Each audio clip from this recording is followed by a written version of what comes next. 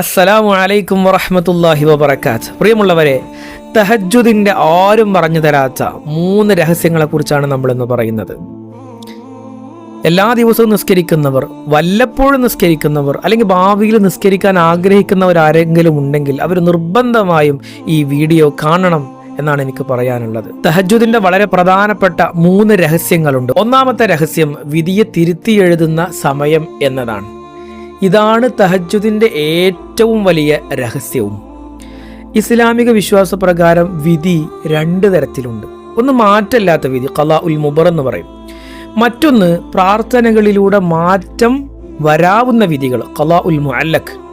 രാത്രിയുടെ അന്ത്യയാമങ്ങളിൽ പ്രാർത്ഥനയ്ക്ക് ഈ 2ാമത്തെ തരം വിധിയിൽ മാറ്റം വരുത്താനുള്ള അത്യുഗ്രൻ ശക്തിയുണ്ട്. ഒരു മനുഷ്യൻ്റെ ജീവിതത്തിൽ വരാനിരിക്കുന്ന വലിയൊരു ആപത്തോ അല്ലെങ്കിൽ പരീക്ഷണങ്ങളോ അവൻ്റെ വിധിയിൽ എഴുതപ്പെട്ടിട്ടുണ്ടാകാം.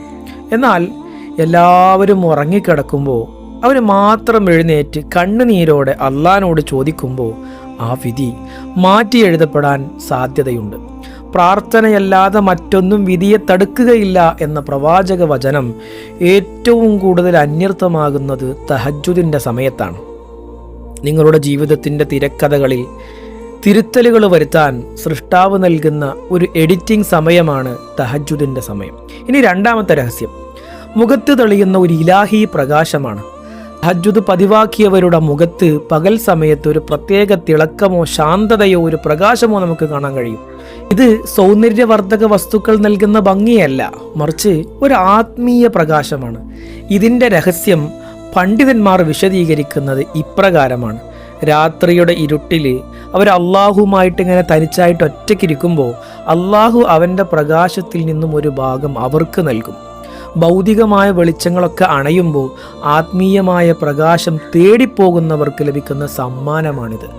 അവരുടെ സാന്നിധ്യം മറ്റുള്ളവർക്ക് സമാധാനം നൽകുകയും അവരുടെ വാക്കുകൾക്ക് ജനങ്ങൾക്കിടയിൽ സ്വീകാര്യത ലഭിക്കുകയും ചെയ്യും. ഇനി 3ാമത്തെ രഹസ്യം തിരഞ്ഞെടുക്കപ്പെട്ടവർക്കുള്ള പ്രത്യേക ക്ഷണമാണ്. തഹജ്ജുദിൽ എഴുന്നേൽക്കാൻ സാധിക്കുക എന്നത് നിങ്ങളുടെ മാത്രം കഴിവുകൊണ്ടല്ല, മറിച്ച് അതൊരു ദിവ്യമായ തെരഞ്ഞെടുപ്പാണ്. കോടിക്കണക്കിന് മനുഷ്യർ ഗാഠനിദ്രയിലായിരിക്കുന്ന സമയത്ത് അള്ളാഹു സുബ്ഹാനഹു വ തആല ചിലരെ മാത്രം തന്നോട് സംസാരിക്കാനായി വിളിച്ചു നിർത്തിയിട്ട് തഹജ്ജുദിനായി നിങ്ങൾക്ക് ഉറക്കമുണരാൻ സാധിച്ചാൽ അതിൻ്റെ അർത്ഥം അള്ളാഹു നിങ്ങളുടെ ശബ്ദം കേൾക്കാൻ ആഗ്രഹിക്കുന്നു എന്നാണ്. അവൻ നിങ്ങളോട് സംസാരിക്കാൻ ഇഷ്ടപ്പെടുന്നു എന്നാണ്.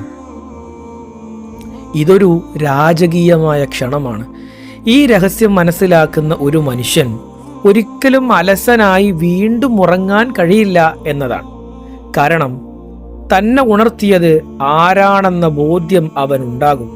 അല്ലാഹു സുബ്ഹാനഹു വ തആല തഹജ്ജുദ് നിസ്കരിക്കുന്ന, എല്ലാ ദിവസവും മുടങ്ങാതെ നിസ്കരിക്കുന്ന ഭാഗ്യവാന്മാരിൽ നമ്മെ ഉൾപ്പെടുത്തട്ടെ, അതിനുള്ള മനസ്സ് നൽകട്ടെ.